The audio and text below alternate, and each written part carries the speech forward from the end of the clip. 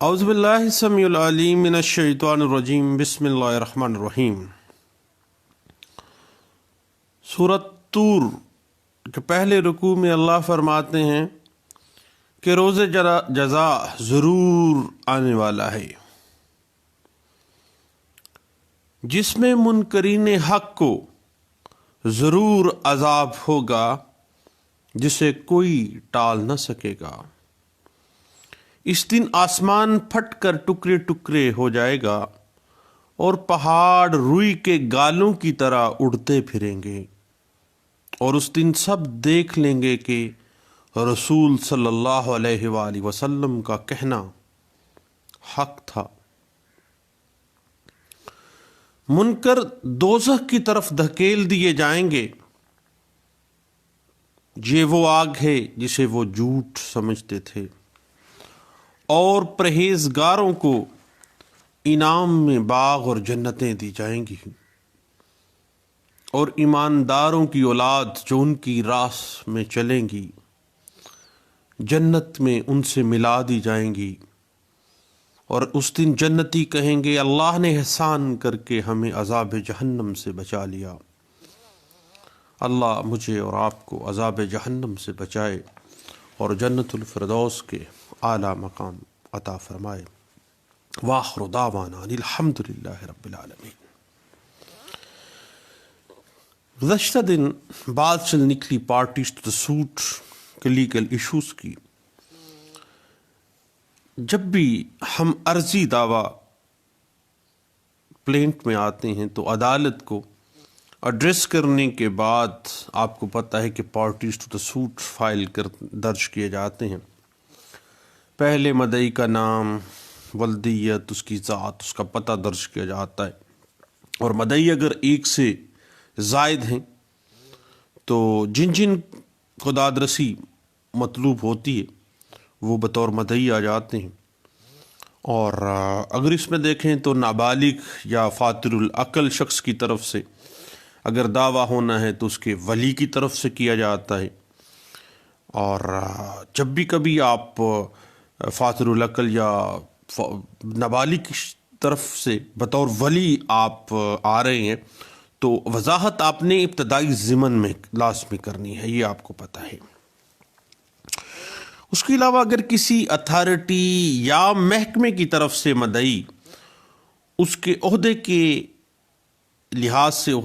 جو ہے وہ عہدیدار جو بھی ہے وہ بطور مدعی آتا ہے، اگر وہ اس کے عہدے کے اعتبار سے ہی وہ بطور مدعی آئے گا، کبھی ذاتی حیثیت میں قطعی صورت وہ بطور مدعی نہیں آئے گا، کیونکہ وہ ایک محکمے کی ریپرزنٹیشن کا معاملہ ہے بطور مدعی کا۔ اور کسی مردہ شخص کی طرف سے آپ کو پتہ ہے کہ بطور مدعی جو ہے وہ دعویٰ دائر نہیں ہو سکتا،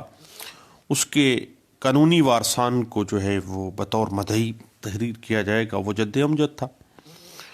اور مدعی کے بعد آپ کو پتہ ہے کہ مدعا علیہ کا نام، اس کا ولدیت، اس کی ذات اور ایڈریس لکھا جاتا ہے،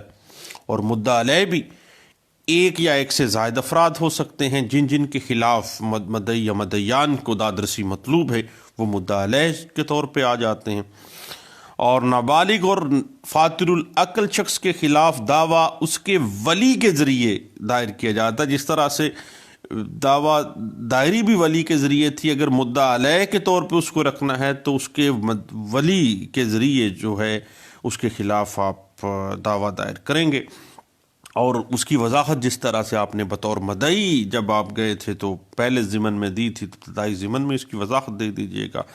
اور اسی طرح اگر کسی محکمے یا اتھارٹی کے خلاف دعویٰ دائر کرنا ہے تو مدعا علیہ کی اس کے عہدے کے اعتبار سے آپ نے اس کو پارٹی رکھنا ہے، ڈیفینڈنٹ پارٹی، ذاتی حیثیت میں کبھی بھی ڈیفینڈنٹ نہیں بنائیں گے آپ اس کو۔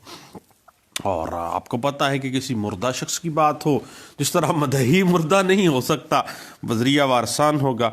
تو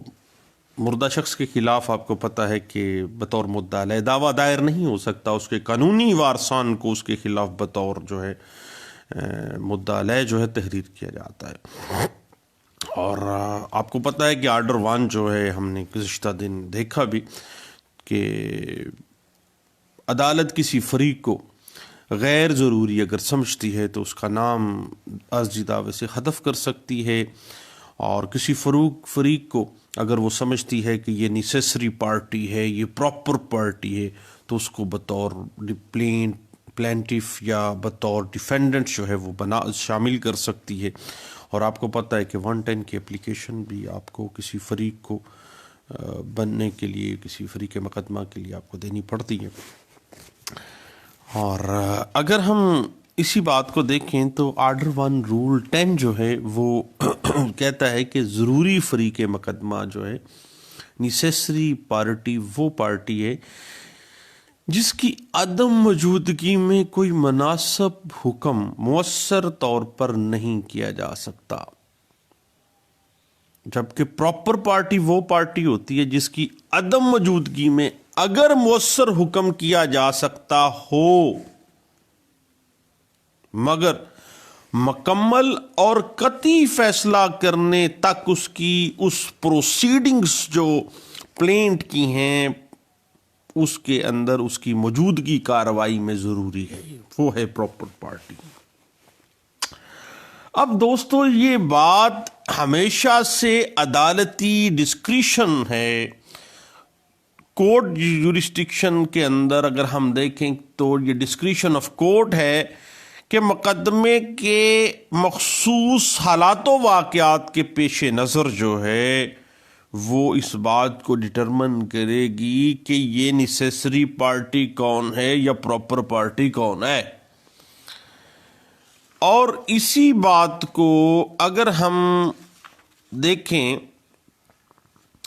تو ضروری فریق مقدمہ necessary party to the suit وہ شخص جسے دعوے میں شامل ہونا چاہیے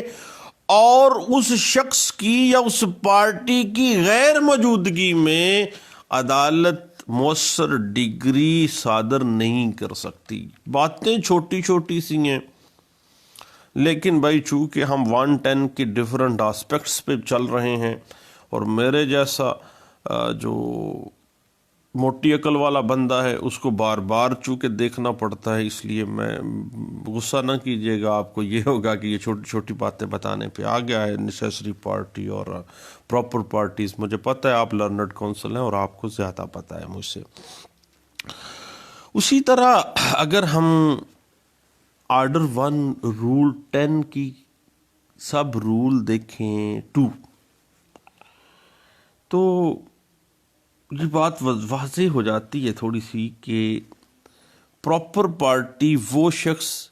جس کی شمولیت دعویٰ کے اندر اس قابل ہوتی ہے کہ وہ مکمل طور پر، مؤثر طور پر اور مناسب طور پر معاملات اور ایشوز جو ہیں ان کا فیصلہ کرے، اگرچہ وہ ایسا شخص ہے جس کے حق یا اس کے خلاف ڈگری صادر نہیں کی جاتی، کیونکہ وہ تو پراپر پارٹی ہے، نیسیسری پارٹی نہیں ہے۔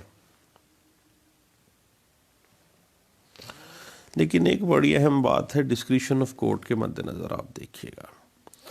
کہ جب کوئی شخص عدالت کی نظر میں نہ تو نیسیسری پارٹی ہو نہ ہی پراپر پارٹی ہو تو عدالت صرف مدعی کی خواہش پر اس کو نیسیسری یا پراپر پارٹی بنا کے پارٹی ٹو دا سوٹ کا فیصلہ نہیں کرتی، ڈسکریشن آف کورٹ ہے، ذہن میں رکھیے گا۔ اس بات کی مکمل وضاحت اگر آپ دیکھنا چاہیں تو P L D 2002 supreme court page 615، 2014 C L C page 261 اور 2016 C L C page 73، 2009 S C M R page 305، P L J 2015 Islamabad high court page 135 اور 2008 S C M R page 1024، P L D 2011 Karachi high court page 281، 2010 C L C page 273، P L A 2015 Azad Jammu and Kashmir page 127، 2015 YLR page 1348, PLD 2002 supreme court page 615 और 2015 SCMR 615। और किसी दावे में किसी को फरीक बनाना, party to the suit बनाना या party to the suit से हदफ करवाना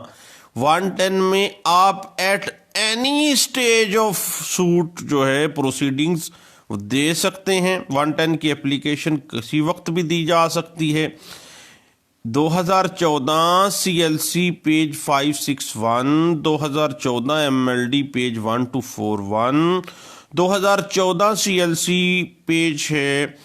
410 और 2008 SCMR page 207, 2008 SCMR page 223, 2013 MLD page 1449, PLD 2002 supreme court page 514, 2013 MLD page 1159 और 2013 MLD page 92, 2004 PLD 2004 supreme court page 173 और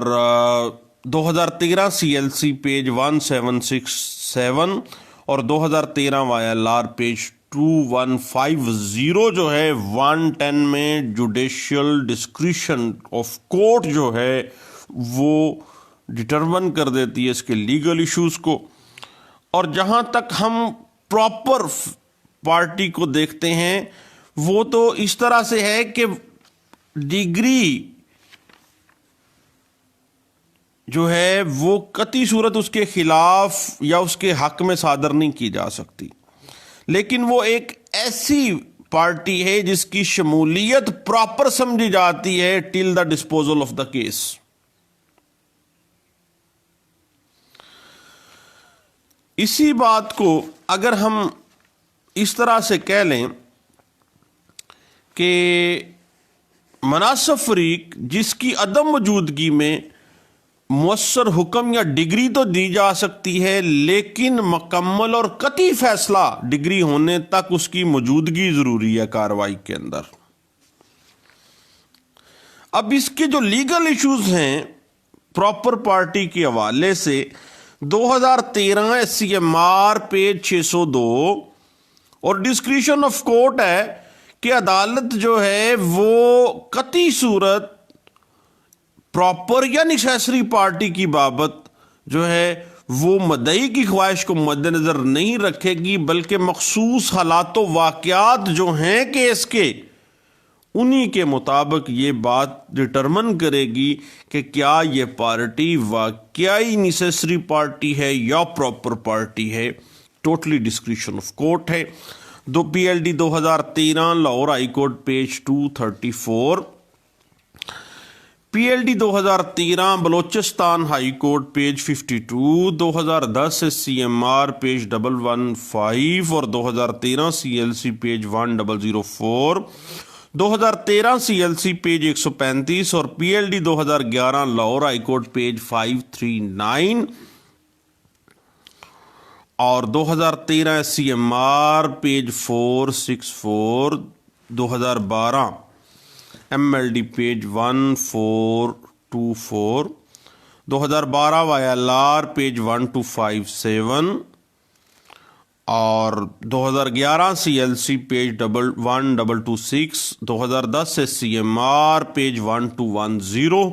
प्रॉपर पार्टी को डिटरमिन कर देती है और जुडिशियल डिस्क्रिशन ऑफ कोर्ट जो है उसको वजाहत दे देती है कि कतई सूरत मदई की विम्स को, मदई के ख्यालात को मद्देनज़र नहीं रखना, बल्कि अपना जुडिशल माइंड इस्तेमाल करना है मुकदमे के हालात व वाक़यात के मुताबिक। और यही बात 2002 SCMR page 1997, 2009 MLD page 286, 2010 CLC page 1708, 2010 CLC page 397 में इंटरप्रेट की गई थी। उसके बाद दोस्तों बात निकलती है फॉर्मल डिफेंडेंट्स की तरफ। फॉर्मल डिफेंडेंट्स होता क्या है, छोटी छोटी बातें मैं फिर आपको बताता चलूं। آپ جیسے لرنڈ کونسلز کو بتاتے ہوئے مجھے بھی ہلکی ہلکی شرم تو محسوس ہو رہی ہے، کیونکہ آپ لوگوں کو تو پتہ ہے، لیکن چونکہ 110 ہم ڈسکس کر رہے ہیں اور اس وجہ سے ضروری سمجھتا ہوں، اس کے مختلف لیگل ایشوز اور ٹیکنیکلٹیز پہ بات چل رہی ہے، تو معاف کیجئے گا انشاءاللہ۔ آگے چلتے ہیں جی۔ فارمل ڈیفینڈنٹس، اگر کوئی شخص کسی دیگر پلینٹف کے ہمراہ دعویٰ دائر کرنے میں شامل نہ ہو مگر اس کا سبجیکٹ میٹر آف سوٹ جو ہے اس میں نفع اور نقصان بنتا ہے، شامل نہیں ہو رہا بطور پلینٹف، لیکن جو سبجیکٹ میٹر آف سوٹ ہے، جو مدعی دعویٰ دائر کرنے جا رہا ہے، اس کے اندر، اس سبجیکٹ میٹر میں، اس جائیداد متداویہ کے اندر اس کا نفع نقصان شامل ہے، تو بھائی اس مدعی جو سوٹ فائل کرنے جا رہا ہے، دیگر مدعی کو چاہیے کہ وہ اپنے پلینٹ کے اندر جو لوگ نہیں آ رہے ہیں لیکن اس سبجیکٹ میٹر میں